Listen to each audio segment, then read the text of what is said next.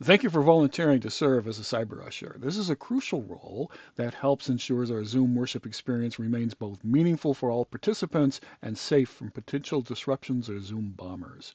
Being a cyber usher is simple with two primary responsibilities: pasting announcements into the chat box during the church service and ejecting disruptive participants who are there to interrupt the service. Now, to be a cyber usher, you need to use a desktop computer. Phones and tablets won't work because you need to see the participant squares and the chat box simultaneously.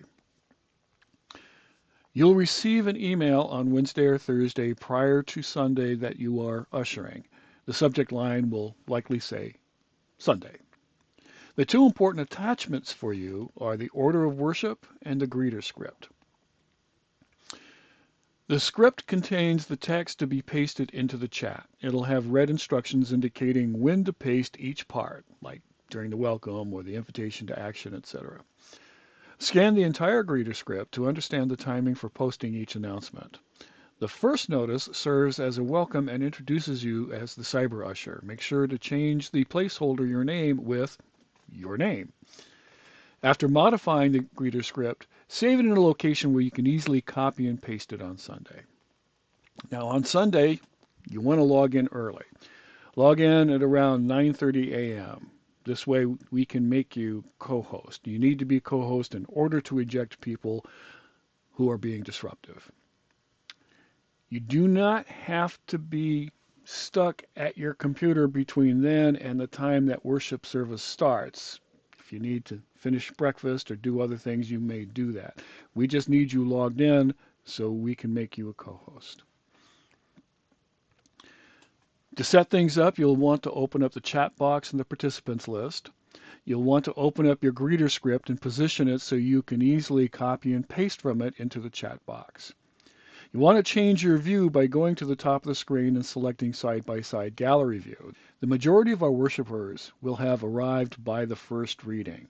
So during that time, you'll want to enable the waiting room.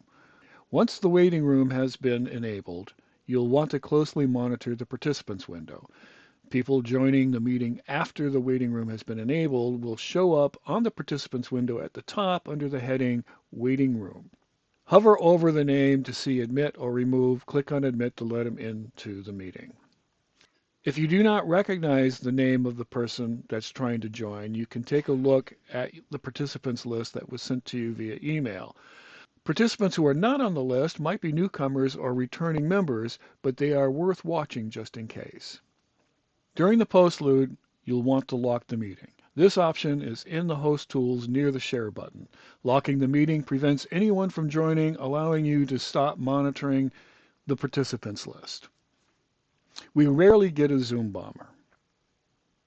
However, when disruptions do occur, they typically involve a person showing something offensive on camera or pasting offensive content in chat. If you find someone streaming offensive video, hover over their name in the participants window and click the three-dotted menu and select Remove Participant. Alternatively, you can go into the gallery view, hover over the participant's video to see the menu in the top right corner, and select Remove.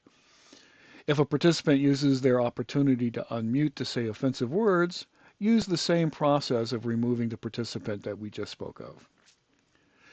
If the situation is too hectic, and you need to stop disruption immediately, use the scorch earth approach.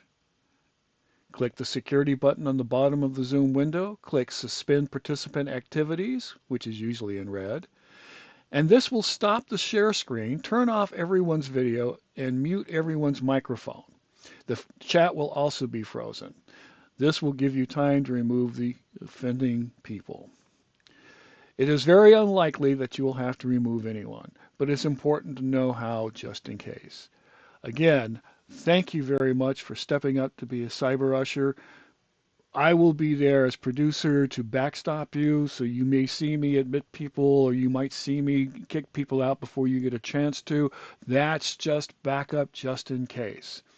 Your role is very important. Again, I appreciate and thank you for stepping up to do this.